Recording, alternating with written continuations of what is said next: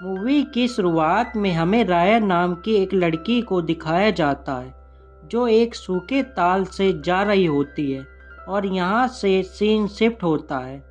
हमें पीछे की स्टोरी को बताया जाता है कि 500 साल पहले हम और वो ड्रैगन्स एक साथ मिलकर रहते थे और हमें कुमुंद्रा कहा जाता था। तो वहाँ पर एक बुरी शक्ति का आना हुआ जिसे बवंडर कहा जाता था। बवंडर जिस भी चीज़ को छूता था वो इंसान पत्थर का बन जाता है, जिसे रोकने के लिए कुछ ड्रैगन्स उसे लड़ते हैं पर वो भी पत्थर के बन जाते हैं। और आखिरी बचा ड्रैगन सीसू ने अपने सारे जादू को एक हीर में समेट लिया और उन बवंडरों की धज्जियां उड़ा दी और पत्थर में बदले हर कोई लौट आए सिवाय उन ड्रैगन जैन के। सीसू का कुछ बचा तो बस उसका हीर, जिसे पाने के लिए लोगों में लड़ाई होने लगी और कुमुंद्रा के टुकड़े हो गए, जिस वजह से हीर को 500 साल तक एक महफूज जगह में छुपा के रखा गया। तो प्रेजेंट में हमें वहाँ पर एक लड़की को दिखाया जाता है जिसका नाम राया होता है, जो वहाँ पर एक गुफा के अंदर जाती है अपने दोस्त टुक टुक के साथ। उन फंदों से बचते हुए राया उसके अंदर चली जाती है जहाँ पर वो ड्रैगन हीर रखा होता है। तो वहाँ पर उसकी रखवाली के लिए एक आदमी होता है जिसका नाम बेंजा होता है। जब राया उस हीर को लेने के लिए जाती है तो बेंजा उसे रोकता है उस हीर तक पहुँचने से पहले, पर राया वहाँ तक पहुँच जाती है। तो बेंजा उसे कहता है कि तुम अपने इम्तिहान में पास हो गई हो, और राया बेंजा की बेटी होती है, जिसके बाद बेंजा राया को उस हीर का रक्षक बना देता है और हमें एक पहाड़ी के ऊपर उनका महल दिखाया जाता है जो दिखने में बहुत खूबसूरत होता है। तो वहाँ पर राया अपने पिता बेंजी के साथ घूम रही होती है और अपने पिता को 5 भूम के बारे में बताती है कि पहली पूछ भूम जो तपता रेगिस्तान है, दूसरी नखून भूम जो एक तैरता हुआ बाजार है, तीसरी रीढ़ भूम जो ठंडा बांस का जंगल है, और चौथा और सबसे खतरनाक दंत भूम जिसकी रक्षा खूंखार बिल्लियां करती हैं, और पांचवें हम हृदय भूम जो उस हीर की रक्षा करते हैं। तो राया के पिता बेंजी उससे कहते हैं कि मैंने सब भूम को बुलाया है यहाँ पर बात करने के लिए कि हम दोबारा से मिलकर कुमुंद्रा बनेंगे। तो ये सब मिलकर खाना खाने के लिए बेंजी के घर में जाते हैं, जहाँ पर राया एक लड़की के साथ खेल रही होती है जिसका नाम नमारी होता है। वो दंत भूम की रानी की बेटी होती है। तो वहाँ पर नमारी राया को अपना ड्रैगन लॉकेट दे देती है उसका दिल जीतने के लिए, जिसके बाद राया भी नमारी को लेकर जाती है उस गुफा के अंदर जहाँ पर हीर रखा होता है। तो वहाँ पर नमारी उस हीर को चुराने की कोशिश करती है तो उसे रोकती है राया, पर नमारी वहाँ पर सिग्नल भेजकर सब लोगों को वहाँ पर बुला लेती है, जिसे देखकर बेंजी भी वहाँ पर पहुँच जाता है जो उन सब लोगों से लड़ता है, पर वो हीर नीचे गिर जाता है और उसके 5 टुकड़े हो जाते हैं। तो हीर के टूटने के बाद वहाँ पर बवंडर भी आज़ाद हो जाता है जो वहाँ पर सब लोगों को पत्थर बना रहा होता है, जिसका फ़ायदा उठाकर वो 4 भूम उन 4 टुकड़ों को वहाँ से लेके चले जाते हैं अपने साथ। जब राया अपने पिता को लेकर भाग रही होती है उस पुल से जिनके पीछे बवंडर आ रहा होता है सब इंसानों को पत्थर बनाते हुए, तो बेंजी राया की जान बचाने के लिए उसे वो हीर का टुकड़ा देकर उसे पानी में गिरा देते हैं और खुद पत्थर के बन जाते हैं। और यहाँ से सीन शिफ्ट होता है। हमें 6 साल बाद टेल भूम को दिखाया जाता है जहाँ पर राया आई होती है उस ड्रैगन को ढूंढने के लिए। तो वहाँ पर उसे एक टूटा फूटा जहाज दिखता है जिसके अंदर राया चली जाती है उस ड्रैगन को जिंदा करने के लिए। तो वहाँ पर वो कामयाब हो जाती है और वो ड्रैगन जिसका नाम सीसू होता है वो जिंदा हो जाता है, जो राया से पूछता है कि हम कहाँ पर हैं और हमारे भाई बहन कहाँ गए। तो राया सीसू को बता देती है कि हमसे गलती से वो हीर टूट गया है और तुम 500 सालों से सो रहे हो। जिसे सुनकर सीसू हैरान हो जाता है। तो बाहर नमारी को दिखाया जाता है जो उसका पीछा कर रही होती है,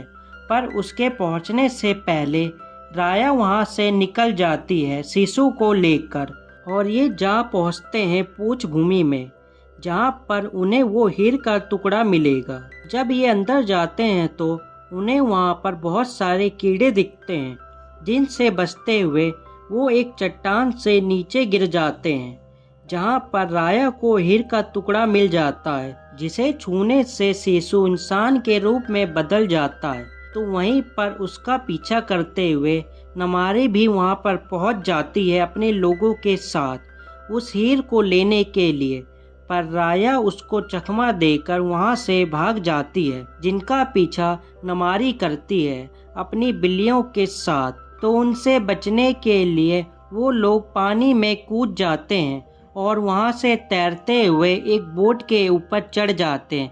जहां पर उन्हें एक लड़का मिलता है जिसका नाम भून होता है। ये उसी की बोट होती है जिसे राया पैसे देती है नखून भूम चलने के लिए, और वो बिल्लियां उसकी बोट तक पहुंचने वाली होती हैं। तो सीसू उस बोट को चलाता है अपनी पूंछ से,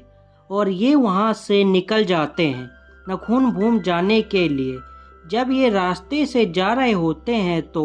सीसू उस बच्चे को बताता है बवंडर के बारे में, कि बवंडर जिस भी चीज को छूता है वो पत्थर का बन जाता है। और कुछ समय बाद ये नखून भूम में पहुंच जाते हैं। ये शहर पानी में बना हुआ है और यहीं पर हमें वो आखिरी हीर का टुकड़ा मिलेगा, जिसे लेने के लिए राया और टुकटुक जाते हैं बाजार से होते हुए, जहां पर बहुत सारी भीड़ होती है। तो वहां पर राया को एक छोटी सी बच्ची मिलती है, जिसके साथ 3 ओची भी होते हैं। वो राया का हीर चुराकर वहां से भाग जाते हैं, जिन्हें पकड़ने के लिए राया उनका पीछा करती है और उन्हें पकड़कर वो हीर का टुकड़ा उनसे ले लेती है, जिसके बाद राया उनसे मदद मांगती है। तो ये चारों तैयार हो जाते हैं और ये चारों जाकर उन गार्डों का ध्यान बटाकर रखते हैं, जिनके पीछे से राया उस महल के अंदर चली जाती है,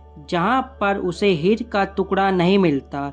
क्योंकि वहां के राजा खुद पत्थर के बने होते हैं। और दूसरी तरफ एक लेडी सीसू को वो हीर का टुकड़ा देने के बहाने उसे बवंडर के पास ले जाती है और उससे उसके हीर का टुकड़ा मांगती है। पर तभी राया वहां पर आकर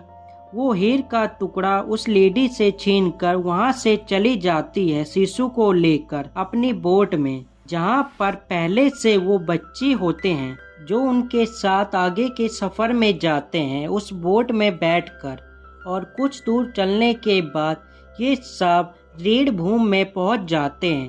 जो बांस से ढका हुआ एक जंगल होता है, जिसके अंदर राया और सीसू जाते हैं। जब वो महल के गेट के पास पहुंचते हैं तो वो दोनों एक जाल के अंदर फंस जाते हैं। जब उनकी आंखें खुलती हैं तो एक आदमी उन दोनों को बांध के रखता है रस्सी से और उनसे पूछता है कि तुम यहाँ पर हीर के टुकड़े को चुराने के लिए आए हो। पर तभी वहाँ पर टुकटुक और उसके साथी आकर उन्हें बचा लेते हैं उस आदमी से, जिसका नाम टोंग होता है। तो उनके घर के बाहर नमारी आती है अपने सेना के साथ, और टोंग वहाँ पर अकेला इंसान बचा होता है जो पत्थर का नहीं बना होता, जिससे राया मदद मांगती है। तो वो तैयार हो जाता है उनकी मदद करने के लिए। तो राया नमारी के पास जाती है जहाँ पर इन दोनों के बीच में लड़ाई होती है। तो उसकी मदद करने के लिए सीसू वहाँ पर पहुंचकर हर जगह धुआं धुआं कर देता है और उसे बचाकर अपनी बोट में ले जाता है, जहाँ पर सबको पता चल जाता है कि ये एक ड्रैगन है, यही हमें उन बवंडरों से बचाएगा। जिसके बाद ये सब दंत भूमि के लिए निकल जाते हैं, जहाँ पर पहुंचकर वो 4 बच्चे उस महल के अंदर जाते हैं, उन गार्डों से बचते हुए, जो नमारी को एक ड्रैगन लॉकेट दे देते हैं। ये वही लॉकेट होता है जो नमारी ने बचपन में राया को दिया होता है। जब नमारी राया को मिलने के लिए बुलाती है तो शिशु वहाँ पर नमारी को समझाता है कि हम सब मिलकर सब कुछ ठीक कर देंगे, पर नमारी से गलती से एक तीर चलकर शिशु को लग जाता है और वो सीधा पानी के अंदर गिर जाता है, जिस वजह से वहाँ का सारा पानी सूख जाता है और वो बवंडर उस महल में हमला कर देते हैं। तो राया भी उस महल में पहुँच जाती है, जहाँ पर नमारी के साथ महल के अंदर उसकी लड़ाई होती है और बाहर राया के दोस्त उन सब लोगों को वहाँ से बचाकर उन बवंडरों से दूर ले जाते हैं हीर के टुकड़े की मदद से, जो उन सब लोगों को उस महल से बाहर भेज रहे होते हैं पानी के पास। जब ये सब भी उस महल से बाहर जा रहे होते हैं तो उस दरवाजे के पास बवंडर आकर उनका रास्ता रोक लेते हैं, पर तभी वहाँ पर जमीन के नीचे एक गड्ढा हो जाता है, जहाँ पर ये सारे नीचे गिर जाते हैं और वो बवंडर उन पर हमला करने लगते हैं, पर ये सारे उस हीर के टुकड़े की मदद से उन्हें दूर रखते हैं। राया यहाँ पर एक प्लान बनाती है, जिसके तहत सब कोई नमारी में भरोसा करके उसे हीर के टुकड़े दे देते हैं और नमारी वहाँ पर सारे हीर के टुकड़े को जोड़कर एक गोला तैयार करती है और दोबारा से कुमंदरा का जादू चल जाता है और सारे बवंडर वहाँ पर ख़त्म हो जाते हैं और सारे लोग जो पत्थर के बने होते हैं वो सब दोबारा से इंसान बनने लगते हैं और बाहर सारे ड्रैगन भी दोबारा से जिंदा हो जाते हैं और यहाँ से ये सब अपने अपने घर में चले जाते हैं और राया भी अपने डैड के पास अपने महल में चली जाती है और यहाँ पर उसके डैड देखते हैं कि सब भूमि दोबारा से इकट्ठा होने लगी है और ये सब दोबारा से मिलकर कुमुंदरा बन जाते हैं और ये मूवी यहीं पर ख़त्म हो जाती है और हम मिलते हैं एक नई मूवी के साथ अगली बार एक बेहतर एक्सप्लेनेशन के साथ। Good bye.